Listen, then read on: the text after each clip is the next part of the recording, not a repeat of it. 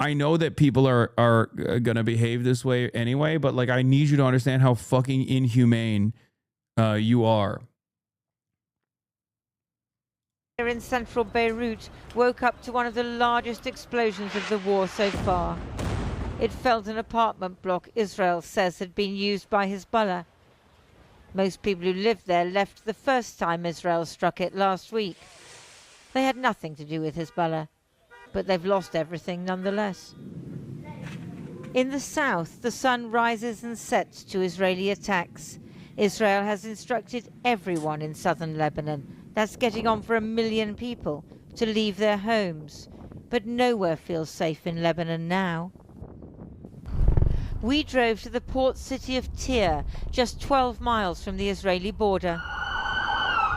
It's got to be a fucking really strange way to operate when you see like this evil design of the world taking shape all around you.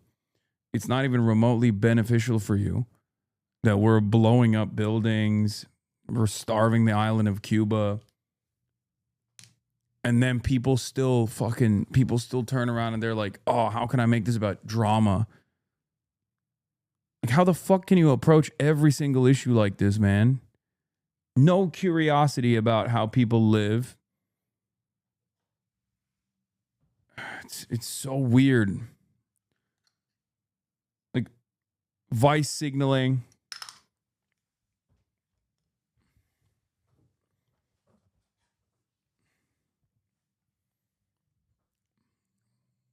Wearing your lack of curiosity like a badge of honor. I was wondering what you make of not just now Marco Rubio's comment, but also Joe Kent's comments suggesting that Israel's going to pull the U.S. directly towards the war, that there's no imminent threat. What do you think? Well, I mean, Marco Rubio said it, said some of this stuff himself. I think that we know without a doubt that this is a war of choice, that Donald Trump has initiated all of these hostilities, killing American service members and innocent Iranians alike, and for no reason. He has a different reason every day. Congresswoman, what do you think there's a...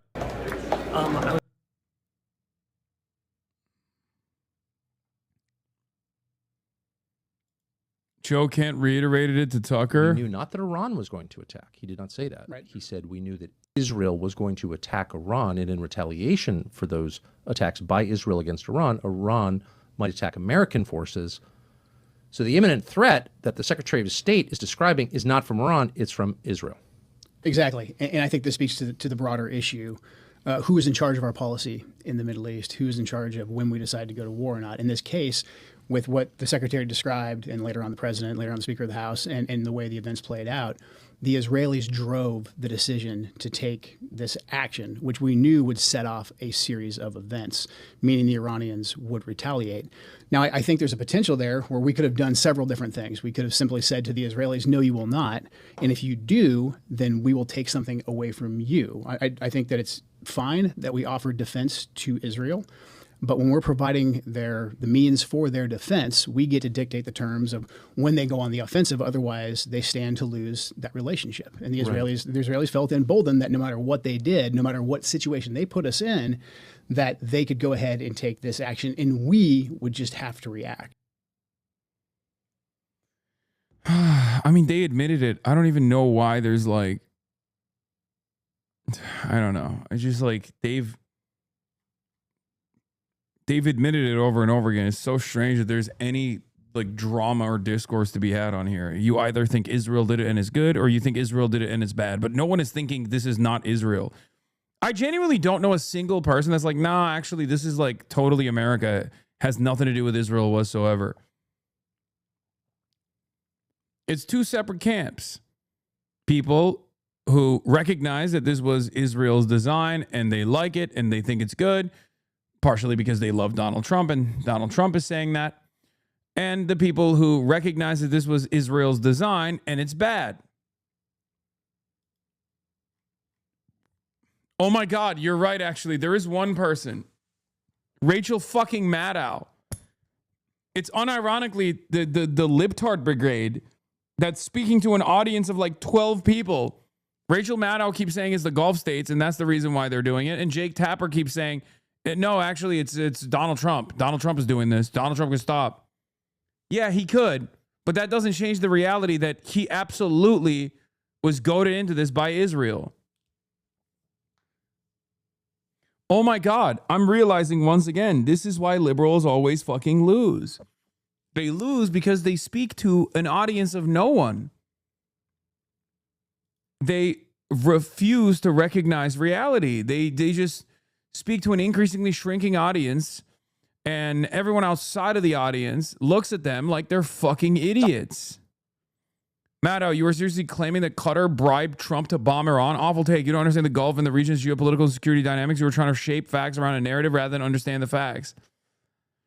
When you're a Rhodes Scholar, to put a V-chip in your head to unlearn how to say the word Israel when negative thoughts arise. Yeah, it's crazy.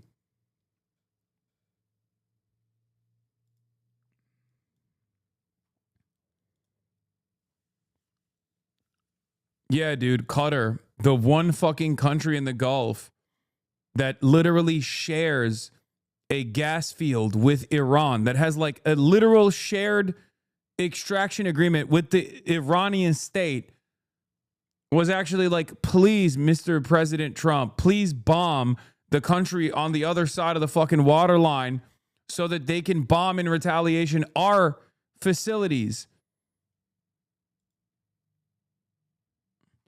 Maddow is obviously trying to avoid the Israeli elephant in the room, but it's really been memory hold so quickly how much the Gulf states cheered on U.S. belligerency until like yesterday. I mean, it's true, but like to say that about Qatar is like it's the worst one to say it about. It's like saying it about Oman.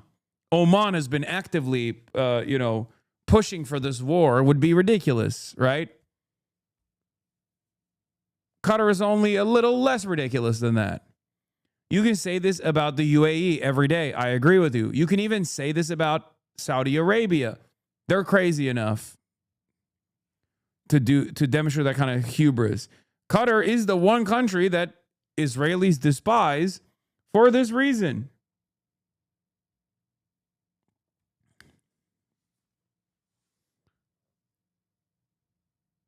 And no, Jordan is a holdover state, so it doesn't matter. Jordan is inconsequential.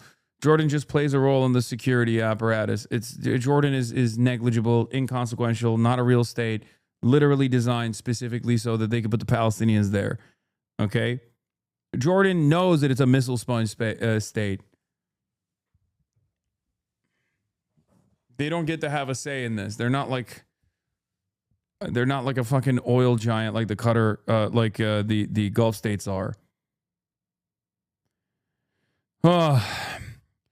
Andrés Manuel López Obrador, Presidente de Mexico, AMLO, said this: I'm on retreat, but it pains me that they seek to exterminate the brother people of Cuba for their ideals of freedom and defense of sovereignty. To those who think it's someone else's fight, I remind them what General Cardenas said during the Bay of Pigs invasion. It is not permissible to preach our indifference to their heroic struggle because their fate is ours. Accordingly, I invite everyone to deposit into the Banorte account of the Civil Association Humanity with Latin America, opened by citizens, writers, and journalists to buy food, medicines, oil, and gasoline, and help the Cuban people. Let each person contribute what they can.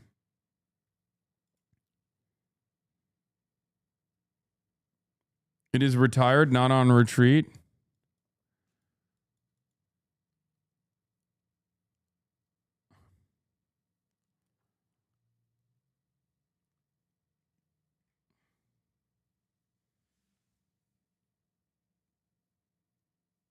Now I see why you don't want to run for office. Imagine a debate where a moderator says, what did you mean when you said Jordan isn't real? No, there could be a time when that kind of statement is broadly recognized. World Health Organization is preparing for the possible nuclear incident if Iran war escalates. Nice, dude. This feels like a scam, like he's hacked. No, this makes total sense. AMLO's my goat.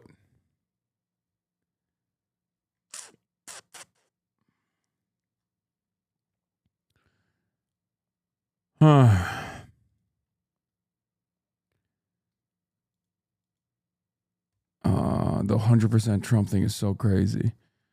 Yeah. USG Strait of Hormuz planning update. I wonder what would happen if we finished off what's left of the Iranian terror state and let the countries that use it, we don't be responsible for the so-called strait. He wrote straight. So-called straight that would get some of our non-responsive allies in gear and fast. President DJT.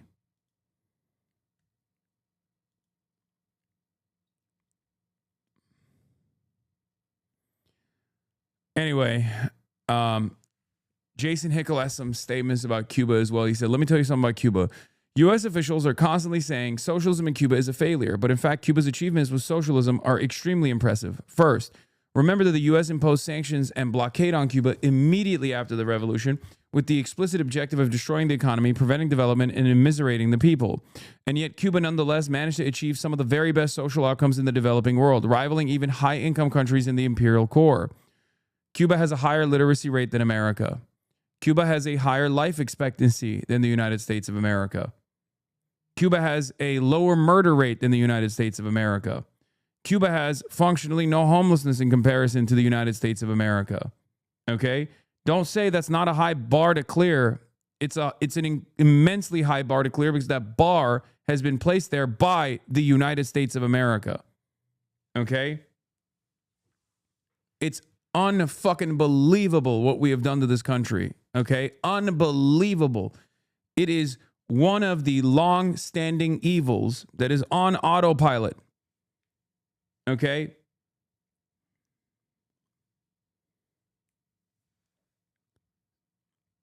The pressure on Cuba intensified dramatically after the fall of the USSR, which was a key trading partner, which, by the way, we once again pushed Cuba to the hands of the USSR. Okay?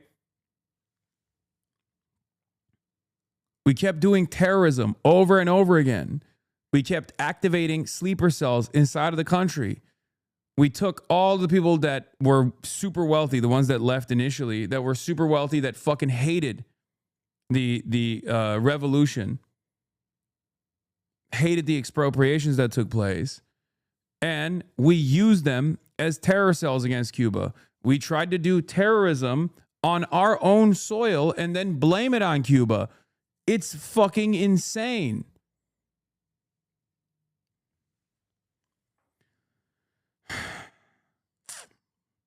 Can you imagine another country doing what we've done to Cuba because they don't like, I don't know, our policies around housing? Like, because that's technically what this is, right? They don't like that Cuba has a different economic organization of society.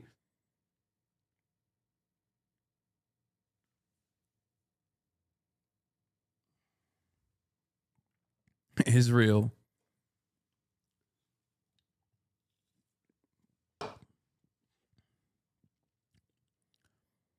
The pressure on Cuba intensified dramatically after the fall of the USSR, which was a key trading partner. The blockade bit harder, and Cuba was forced into a severe economic contraction known as the Special Period. And yet, even while GDP and consumption were declining or stagnating during this period, Cuba not only accelerated its progress on life expectancy, it caught up to and surpassed the United States in 2003, despite having 80% less GDP per capita. Cuba also used industrial policy to develop one of the most advanced biotech industries in the world. They literally have a lung cancer vaccine that America has rendered illegal to take. Okay? They have one of the only known cures, not complete cures, but one of the only known solutions to Alzheimer's on the planet right now, escaping dependence on Western monopolies and providing life-saving assistance to other countries in the global South. Yeah, they have an Alzheimer's dementia treatment. How? Because socialism. Socialism enabled Cubans to organize production and resources around what is most important for human needs, rather than what is most profitable to capital. This made them extremely efficient at converting limited resources into human well-being despite the blockade. Cuba's food system is a great example of this. Cuba developed a public food system that guarantees everyone has access to basic nutritional requirements. Thanks to this system, Cuba has one of the lowest death rates due to malnutrition in the world, lower even than in many high-income countries such as the United States, Denmark, and France.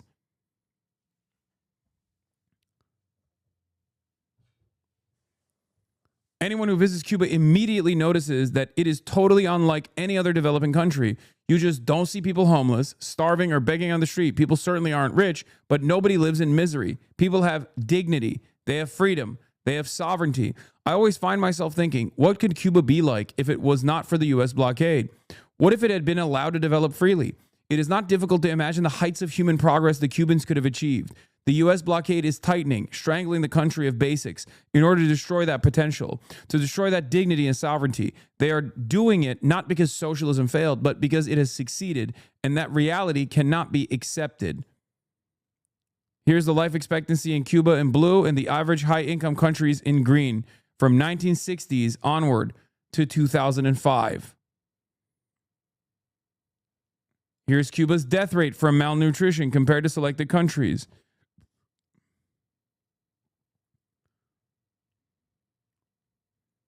Think about that. There's a particularly odious type of apologist who claims the sanctions against Cuba don't actually cause any suffering or prevent development. This is wild because the U.S. government itself claims exactly the opposite.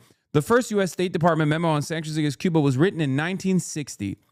It promoted imposing an embargo to deny money and supplies to Cuba, to decrease real wages, and to bring about hunger, desperation, and hardship to the Cuban people. Okay? U.S. sanctions are, in fact, very effective at harming countries. So effective, indeed, that the U.S. and EU unilateral sanctions imposed on the global south are associated with over 500,000 deaths per year, or 38 million deaths since 1970. Sanctions are extremely harmful. This is the Lancet study that just came out, actually, that shows this. Okay? The effects of international sanctions on age-specific mortality across national panel data analysis. And this is the Cuban embargo and the goals of the Cuban embargo, the original intent. This is declassified information from the National Archives. You can go and see it if you want to. The only reason why you don't know anything about Cuba is because you're incurious. The only reason why you don't know anything about Cuba is because you've been lied to about Cuba your whole fucking life. Okay? Why do U.S. sanctions have such power? Because the U.S. not only prevents U.S. companies and U.S. subsidiaries around anywhere in the world from trading with Cuba, a major blow when U.S. companies have monopolized so many key goods, including intermediate parts necessary for industrial development. It also uses dominance in the global financial system, the SWIFT, and as the issuer of the world's reserve currency to police third world transactions with Cuba, creating a regime of secondary sanctions that creates penalties for any country trading with Cuba. I'm applying for a journalism visa for this trip to Cuba. Okay, I got a journalism visa. I can't pay the Cuban state the $90 necessary to acquire this journalism visa with regular cash. I can't go to a website and pay the Cuban government to get this visa.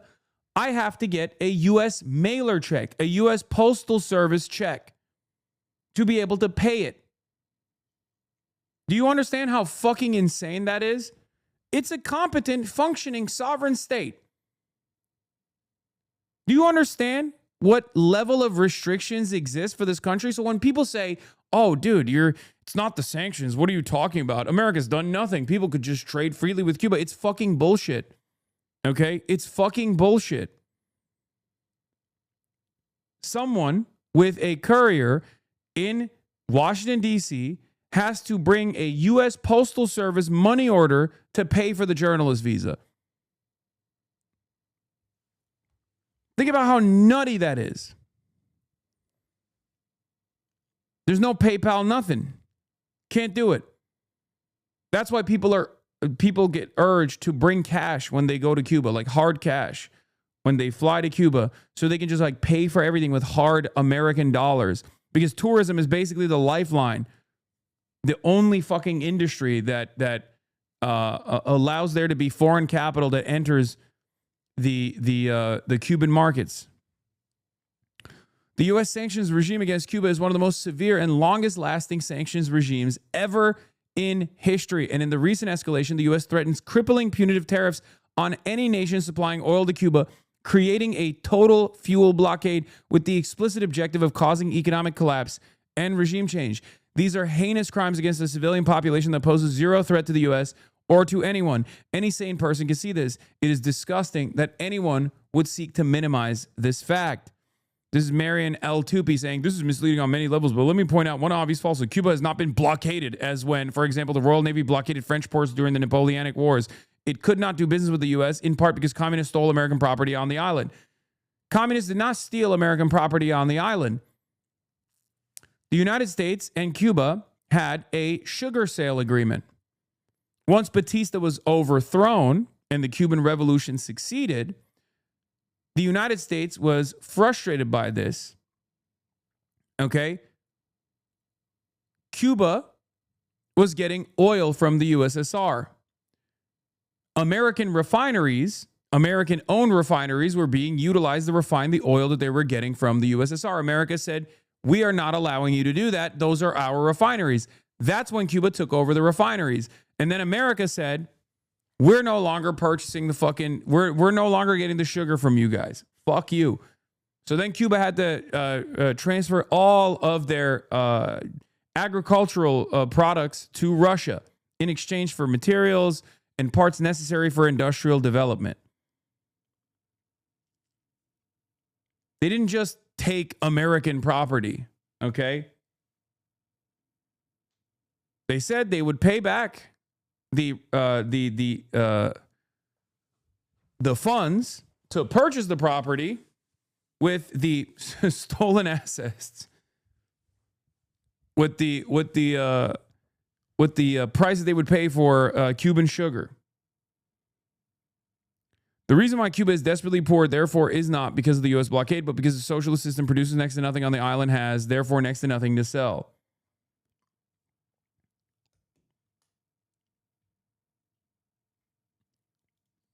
Here's another little fact to know. During the period 1999 to 2019, Cuba managed to bring its infant mortality rate to lower than that in the U.S. Again, despite the U.S. blockade. And despite having a fraction of the GDP per capita. During this period, 101,674 children died in the U.S. due to mortality rates in excess of Cuba's level based on UN and CDC data. The blockade that we have had on Cuba has been ridiculous. None of this is new, by the way. It has been understood by development economists for a long time. Back in 1981, Amartya Sen himself noted Cuba's standout performance. The piece famously demonstrates that among developing countries, socialist economies tended to perform better in terms of social outcomes than capitalist ones. One thought that is bound to occur is that communism is good for poverty removal, he wrote. That's the real reason why we starved Cuba for years and years. And we've angered the Cuban population that remains on the island as well, for the record. This isn't to say that there aren't any Cubans that don't hate their government. Of course there are. Of course there are Cubans who think, oh, well, in times of tremendous economic hardship, in times of tremendous setbacks born out of the American blockade, the government has had to engage in austerity, right? Or rationing. And then they think that the government is rationing so they can like feed the Castro family, which they see as corrupt or whatever the fuck they envision, right? Oh, the government is actually rationing so they can like only aid the tourists, so they can have a functioning, competent tourism industry. The government is rationing because they hate us, the regular Cuban citizens, and don't want us to be fed, don't want us to get milk, don't want us to get meat. It's idiotic. And you hear that nonstop. You hear that from Americans all the time. Oh, the government is actually refusing to give antibiotics to regular Cubans. Yeah, dude, the government has antibiotics, but they're hiding it. You know? Commie streamer just living off of other people's takes. Stop regurgitating and respond to chat. Commie streamer just living off other people's takes. This is Jason Hickel. He's a fucking professor, dumbass. This is not his takes. This is his analysis that I agree with.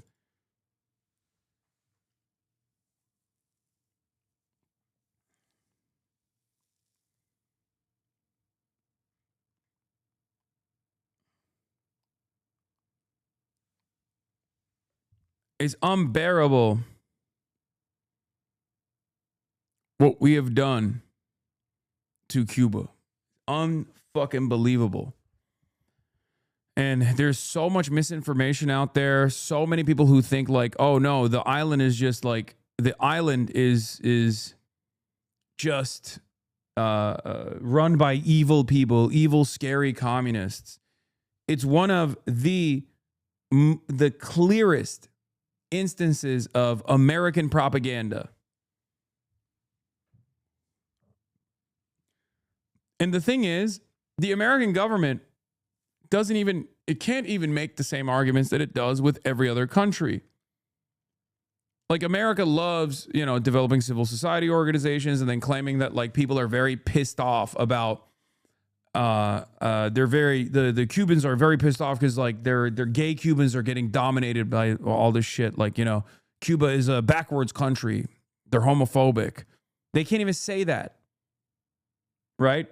They can't say that about Cuba. Cuba is literally objectively more woke than America. Cuba has enshrined LGBTQ protections by referendum in their fucking constitution. By referendum. They voted for it overwhelmingly.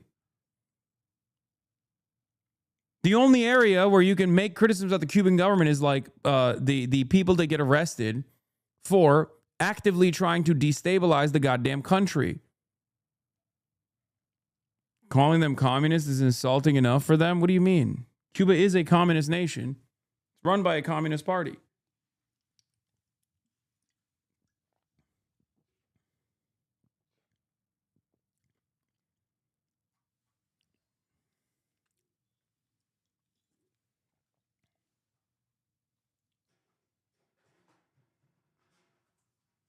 Doesn't mean that they've been able to establish. Oh, you're saying in a right-winger's view, this is enough of an insult. Oh, yeah. Half of my family has ties with Cuba's traditional musicians. I can tell you, even traditional culture is woke. Yes.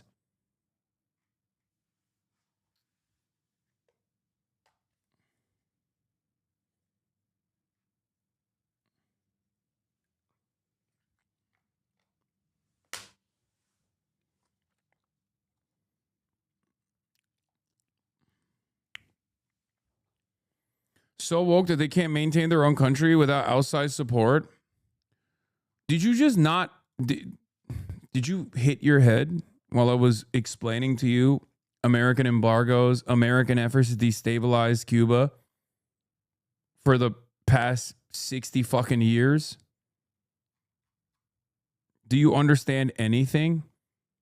So woke they can't maintain their own country without outside support. God damn it. One day China is going to shut off the fucking faucet and all you treatlerites alongside myself are going to fucking suffer the penalties. And then maybe they'll turn around and go, why can't you refine your own fucking rare earth minerals? Whoa, what's happening? Why can't you materialize rare earth minerals? You dumb fuck, stupid Amerifat. God damn it. I hate you so much. God, the fucking arrogance, the hubris of the suburban treatlerites. Holy fuck.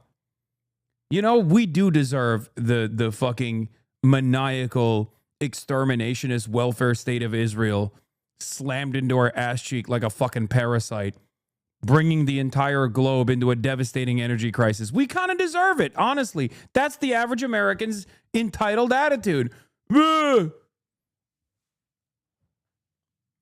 Oh, they can't fucking trade with other people? Like, what country exists without trade with other countries, dude? What country exists?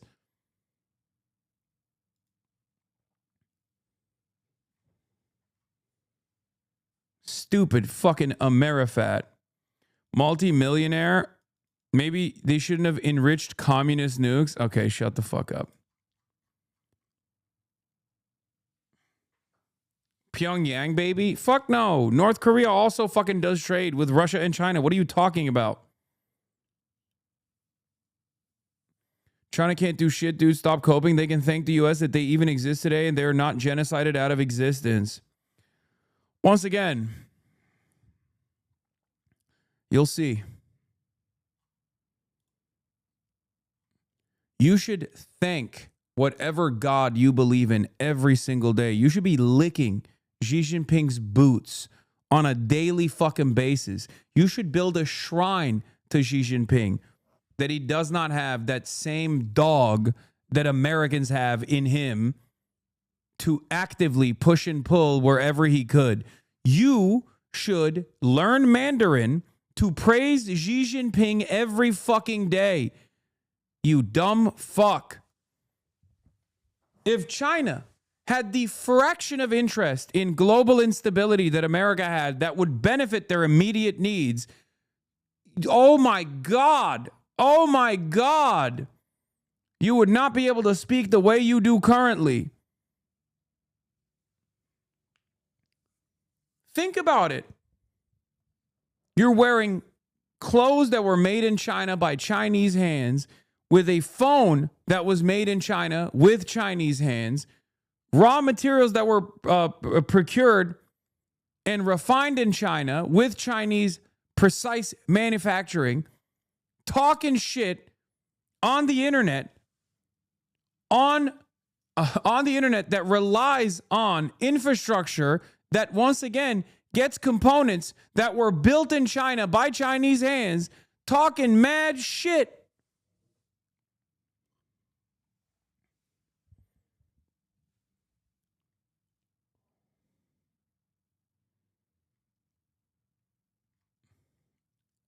Huh, wrong. I'm a nudist and use the Trump phone.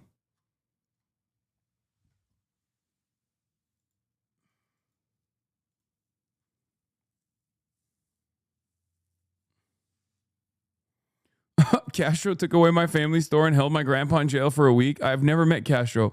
I've met my family. And based on that, I can say we 100 deserved to have that shit taken away.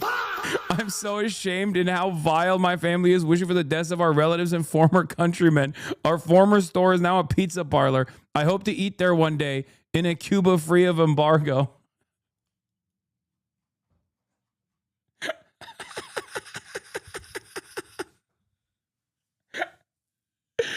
Oh, that's awesome. Respect, chatter. Oh.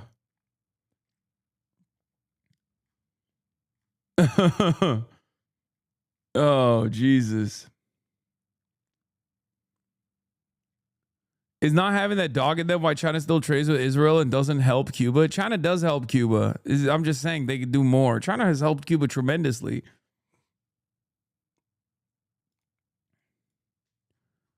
Cool. Still won't be able to have a family. Still won't have a home. Maybe you and your rich friends should start praying. I don't know if you're talking to me.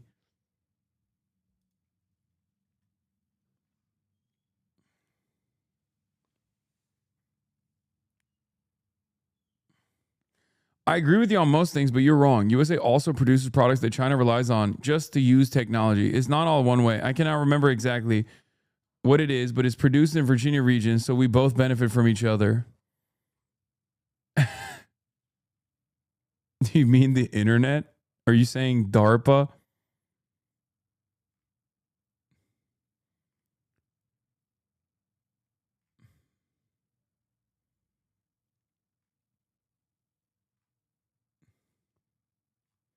No, it's like a mineral in the Virginia region. Oh, it's quartz.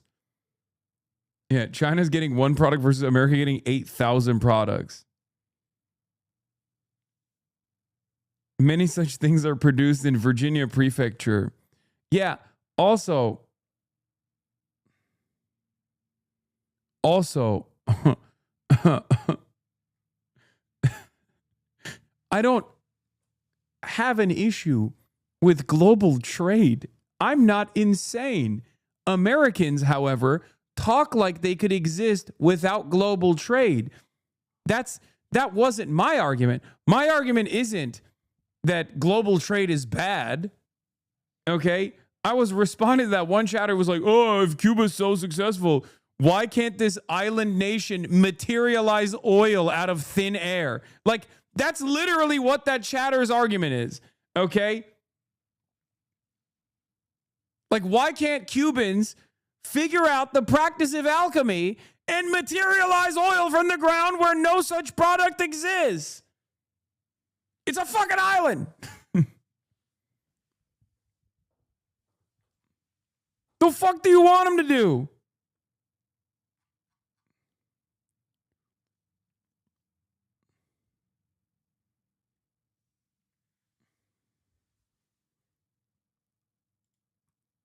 Yeah, I mean, this is a classic yellow parenti on the Cuban Revolution here. If you don't want to call them socialists, call them whatever you want. Post-capitalist, whatever. I don't care. Call them camels, window shades. Doesn't matter. As long as we know the countries we're talking about.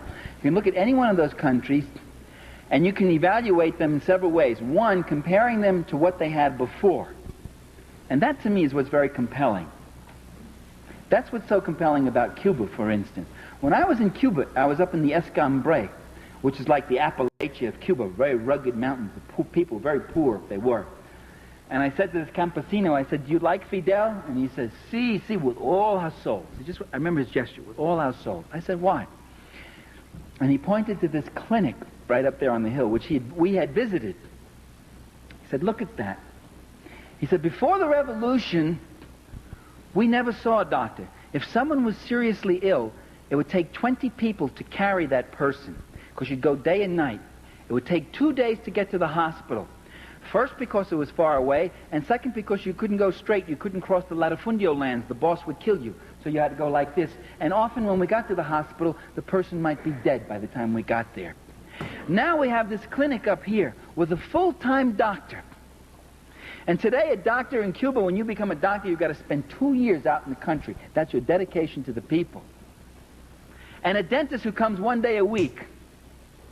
Slavery! And for more serious things, we're not more than 20 minutes away from the larger hospital. Slavery! What the hell? They're enslaving the doctors. Which, by the way, is a normal process that exists in countries like Turkey as well.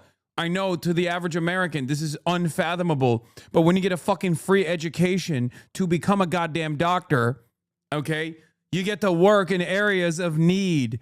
This is also the same in Turkey as well, which also has a nationalized healthcare system. Just so you understand, every competent fucking country on the planet that has a fraction of the interest of taking care of its fucking citizens understands this basic necessity. Americans, on the other hand, treat this like it's fucking slavery.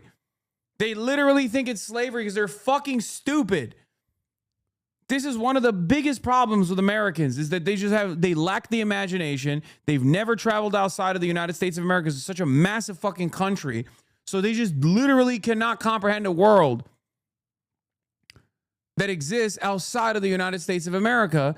So it doesn't exist because the average American lacks object fucking permanence. This system that exists in Cuba exists in virtually every fucking country that has a socialized system of healthcare. That's in the Escambray. He said, that's freedom. We're freer today. We have more life. And I talked to a guy in Havana who says to me, before, all I used to see here in Havana, you call this drab and dull. We see it as a cleaner city. It's true, you got the paint is peeling off the walls, but you don't see kids begging in the streets anymore, and you don't see prostitutes. All we used to have was prostitutes. Prostitution used to be one of the biggest industries. And today, this man is going to night school. He said, I can read. I can read. Do you know what it means to be able to read? Do you know what it means to be able not to read? I remember when I gave my book to my father, I dedicated a book of mine, Power and the Powerless, to my father. I said, to my father with my love. Gave him a copy of the book. He opened it up, looked at that. He'd only gone to the 7th grade. He was a son of an immigrant, a working class Italian. And he opens the book and he starts looking through it. We do this to get doctors for the Army, Navy, and other armed forces, free medical school for 5 years of service after you get your MD. Yeah, but that's not slavery.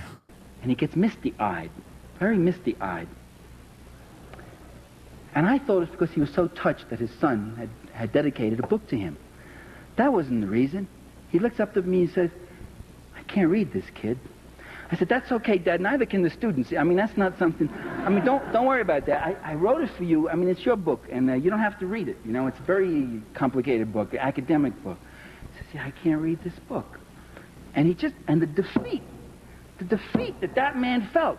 That's what illiteracy is about. That's what the joy of literacy programs is. That's why in Nicaragua you got people walking proud now for the first time. They were animals before. They weren't allowed to read. They weren't taught to read.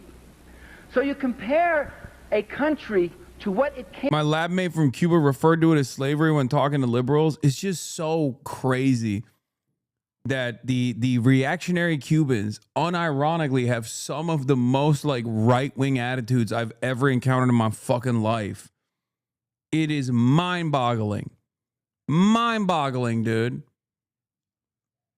Like, they cannot imagine a world outside of like the 17th century capitalism. Like 18th century capitalism. It's crazy. Came from, with all its imperfections, and those who demand instant perfection. The day after the revolution, they get up and say, are there civil liberties for the fascists? Are they going to be allowed to have their newspapers and their radio program? Are they going to be able to keep all their farms? The passion that some of our liberals feel, the day after the revolution, the passion and concern they feel for the fascists, the civil rights and civil liberties of those fascists who were dumping and destroying and murdering people before. Now the revolution has got to be perfect. It's got to be flawless. Well, that isn't my criteria. The Cuban Revolution literally was functionally bloodless in comparison to the previous formation that existed, by the way.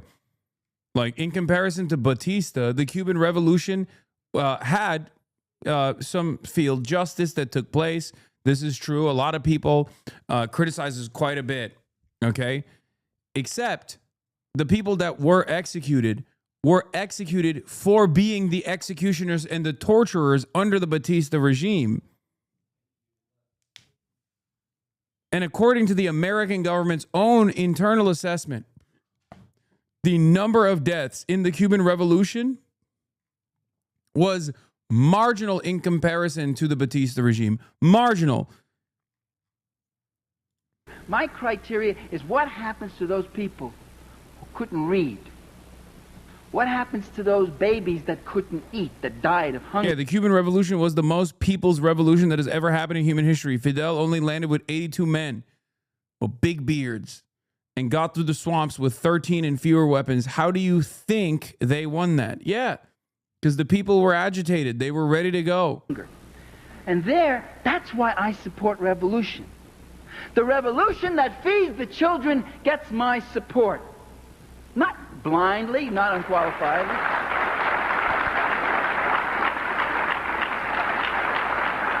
And the Reaganite government that tries to stop that kind of process, that tries to keep those people in poverty and illiteracy and hunger, that gets my undiluted animosity and opposition. This is your Ristorante Castel Nuovo.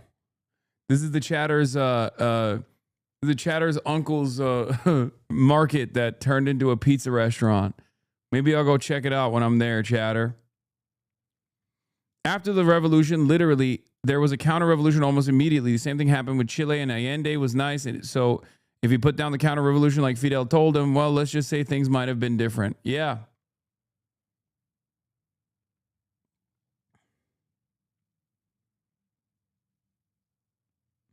There's also been entire books written about the role of women in the revolution. Yes, women played a massive role in the Cuban Revolution. Cuba is so fucking woke, dude. It's unbelievable. That's why you don't ever hear about the American propaganda that normally works with like Afghanistan or whatever. It doesn't work in Cuba at all. So you never hear about that. They'll just be like, I'll tell you what the lines are. The Cuban government is disgusting and corrupt. They refuse to give antibiotics to the Cuban people, which is such a funny thing to say. Like, tackling Cuban medicine is one of the worst angles to try to criticize the Cuban government because they have a higher life expectancy and they have a better medical system than we do, objectively. Like, this is the one area that they put a tremendous amount of effort into. Okay. They'll say the Cuban government withholds antibiotics from this population. They withhold, Castro refused to give milk to the children. You can't even hunt your own animals on the island. You'll get thrown in jail for it. They force the doctors into slavery. That's another one. They force their athletes into slavery as well. Athletes that fucking travel around the world when they go to competitions have to have a government handler with them at all times. And if they escape, their families will be put down. All this shit is lies, okay? Complete fucking lies. As far as Fidel and Che goes, Che is Argentinian. He's a lion. Okay, he is the GOAT. He was an incredible figure. But because he's Argentinian, you can't really hold it past him. When he was growing up, he wrote extensively. And he wrote some unfavorable things. Okay? He wrote some unfavorable things people always point to. They'll also say that they were homophobic, which is ironic because Fidel literally apologized. Fidel Castro apologized for his initial homophobia. Okay? I think it was like was it in the 80s when Fidel Castro had a perspective shift and openly released a statement apologizing. Don't put that. Wait, what do you mean? Don't put that. He grew out of being Argentinian. Someone said, don't put that on him being Argentinian. What do you mean? He was the greatest Argentinian of all time. The fuck are you talking about?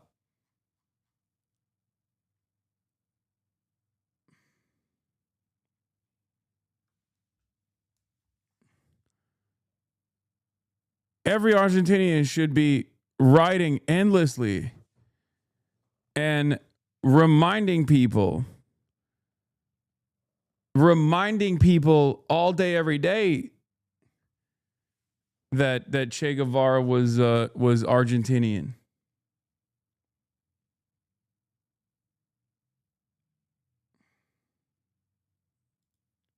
Yeah, Fidel Castro takes blame for persecution of Cuban gays. He cried. Fidel Castro said he is ultimately responsible for the persecution suffered by homosexuals in Cuba after the revolution in 1959. The former president told the Mexican newspaper La Jornada that there were moments of great injustice against the gay community. If someone is responsible, it's me. In the 60s and 70s, many homosexuals in Cuba were fired, imprisoned, or sent to re-education camps. Mr. Castro said homosexuals had traditionally been discriminated in Cuba just as black people and women. But nevertheless, he admits he didn't pay enough attention to what was going on against the gay community. At the time, we were being sabotaged systematically. There were armed attacks against us. We had too many problems, said the 84-year-old communist leader. Keeping one step ahead of the CIA, which was paying so many traitors, was not easy.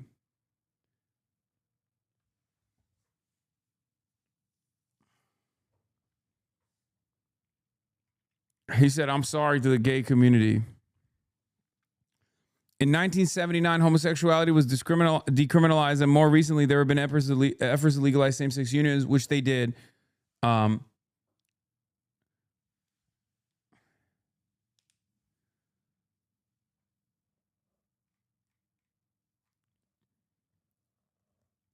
Anyway, yeah, he went woke. Like, are you going to tell me he's bullshitting? That's obviously a very real thing he dealt with. Yes, Americans cannot comprehend. Americans cannot fucking comprehend what Cuba, revolutionary Cuba, looked like and what we tried to do. Okay? They tried to kill him 638 times. Yeah, they did. They tried to poison him. They tried to fucking use like comical means of trying to murder him. They tried to blow up his cigars, bro. The CIA was the most indecent, is still the most indecent institution on the planet, but like the shit that they were trying to do to this man is crazy. They tried to use one of his ex-girlfriends to assassinate him. She fell back in love with him. It failed. She turned. It's beast mode. He seduced her.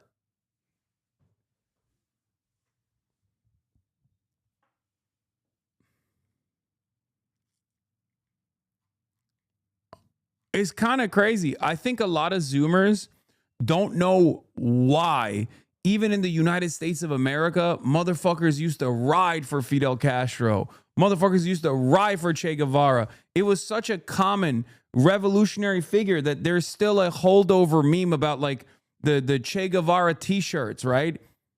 There's a reason why people were wearing Che Guevara t-shirts, not because he's hot, even though he was, and so was Fidel, but it was because these dudes had maximum aura. Okay? They were mogging the entire state apparatus on a daily fucking basis. Che Guevara would literally, on his off day, go and work with the regular fucking workers. He'd be carrying bags of cement. He was like, I ride for this shit. I live for this shit. Che Guevara literally spent the last half of his life trying to liberate Africa. And motherfuckers still talk shit and say he was racist as an Argentinian teenager. The fuck do you mean?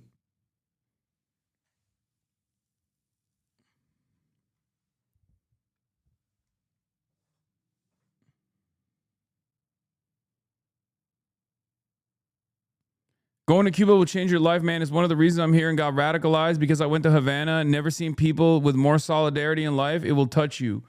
Yeah.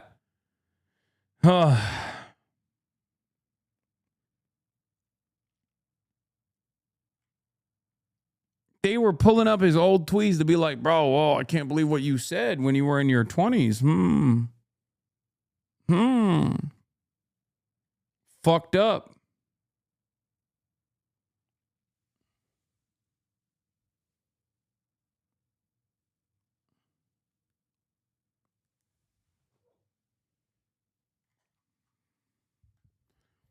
It's not even a question, the shit that we try to do.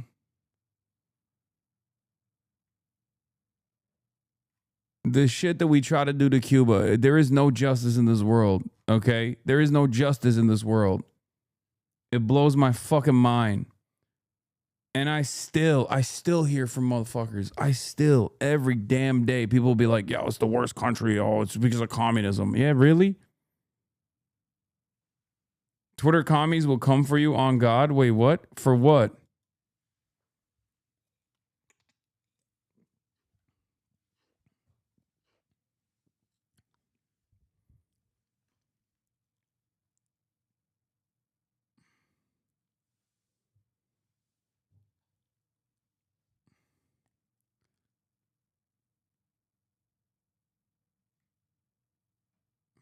Operation Northwoods was the peak of our insanity. The false flag plan to frame Cuba. Yeah. I mean, JFK was an anti-communist.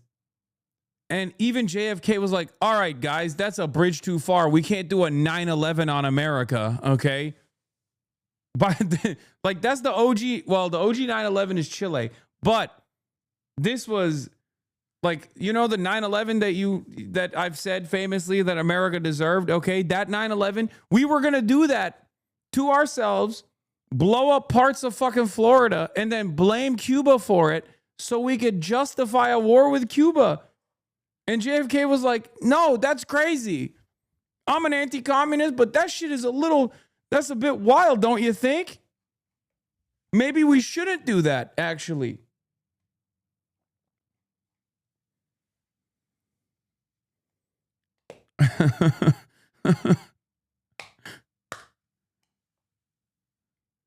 JFK did begin the Cuban Missile Crisis by being belligerent to the USSR for zero reason and putting nukes there. Calm down. He was crazy himself. Wait, what? I know. I'm saying even for that man, it was the CIA was a little bit too crazy. It was my whole family store. My abuela was the youngest of 24 kids. You can show chat the restaurant. It's in Varadero, where the wealthy Americans and mafia went on vacation. The DuPont mansion and the Hemingway's boat are still there. As the only grocer in the city, we were close to them and picked up their capitalist brain rot.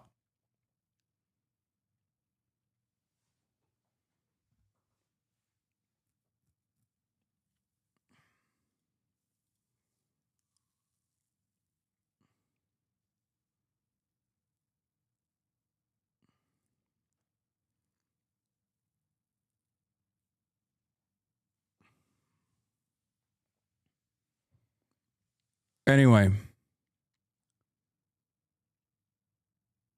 Yeah, this is the GOAT. Yes, of course I'm familiar with him. Are you kidding me? Cubalı güreşçi Mihail Lopez Nunez, madalyaları ve Fidel Castro.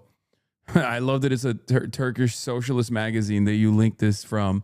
But yes, this is the greatest Olympic wrestler of all time, maybe the greatest Olympian ever.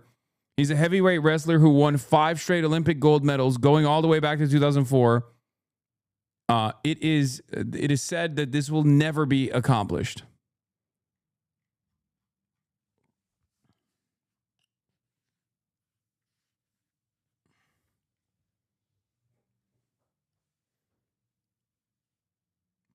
Bro, Fidel gave the CIA spy a weapon in her hand and said, "Kill me if you dare, but I know you love me." They proceeded to make love. She even wrote a book about it. If young Fidel went to Miami nowadays, Clavicular, ASU frat leader Duke Dennis, and Marlon would sit down and take notes. He's got the most aura and riz of all time. Yes. Yes.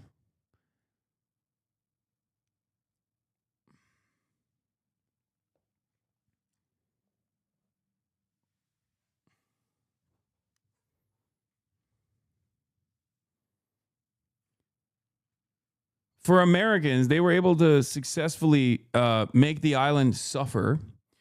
And of course, if America, and especially at the time, America was like the land of dreams and prosperity, right? So yeah, a lot of Cubans were like, damn, like this is why I say not every Cuban that is called a gusano, which is also the invention of, here, I'll give you something funny about gusano. Fidel Castro used to call the counter-revolutionary, anti-communist Cubans gusanos, okay? Because they betrayed their own nation. They betrayed the dignity and sovereignty of the Cuban peoples, and they work with the Americans to do terrorism, like to kill their own countrymen, right?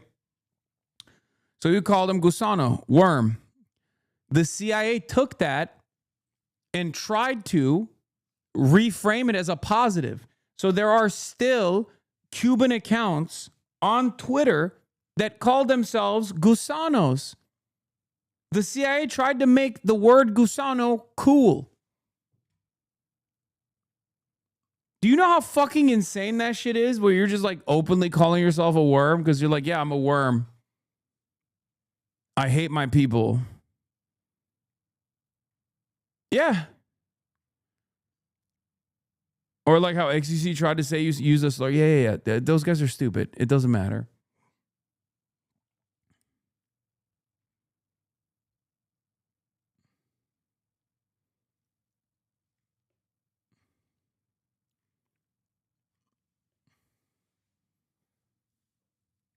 But the reason why I say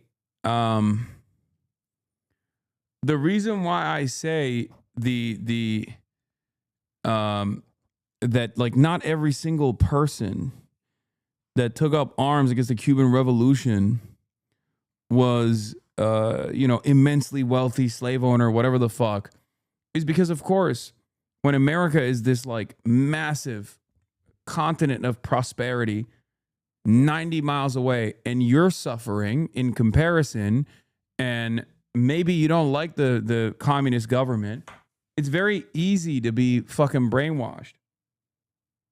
The American government also literally kidnapped Cubans to straight up brainwash them in the foster program. They had like a Peter Pan initiative where they would just like take Cuban children and ship them to the United States of America to literally put them in the foster care program. Yeah. Operation Pedro Pan.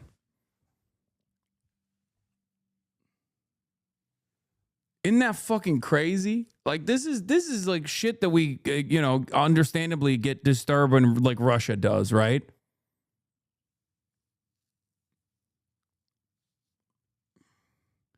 My aunt and uncle were Pedro Pan kids. Yeah.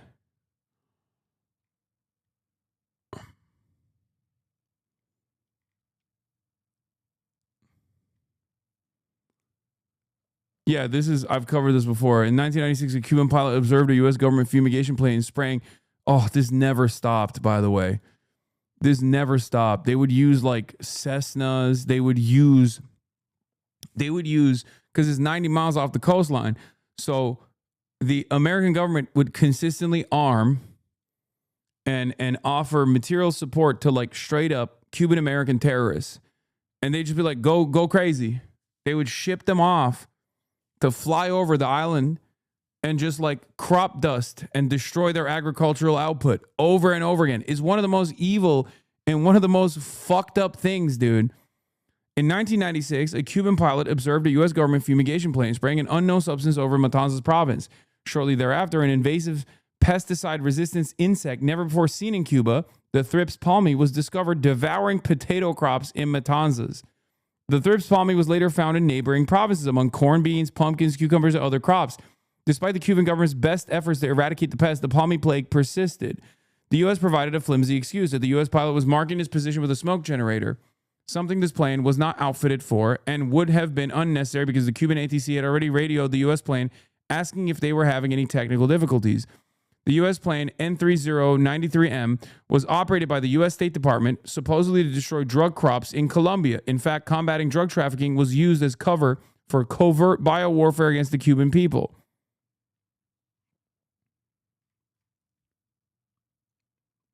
It's so fucking evil. Like, the shit that we did to Cuba is so fucking evil.